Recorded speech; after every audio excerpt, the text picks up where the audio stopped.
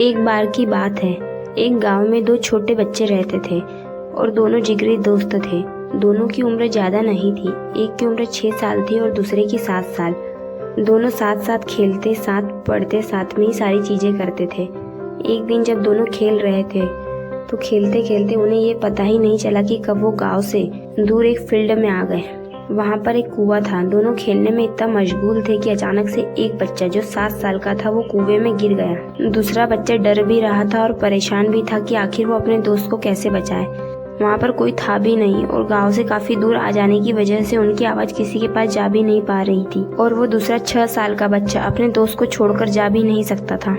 तभी वहाँ पर एक रस्सी मिली। उस बच्चे ने अपने दोस्त को रस्सी पकड़ाई और बोला, तो जोर से पकड़े रहे, मैं खींच रहा हूँ। वो 6 साल का बच्चा 7 साल के बच्चे को खींच नहीं पा रहा था, लेकिन वो कोशिश कर रहा था कि कैसे भी उसका दोस्त ऊपर आ जाए। काफी देर लगी पर वो बच्चा अपने दोस्त को कुएं से निकालने में सफल हो गया और वो दोनों गाँव आ गए।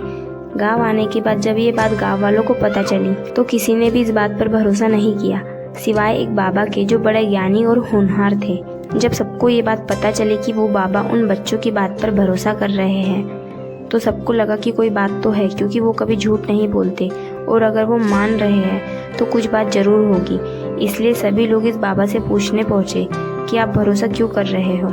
बाबा की बात सुनने के लिए सारे लोग बेताब थे।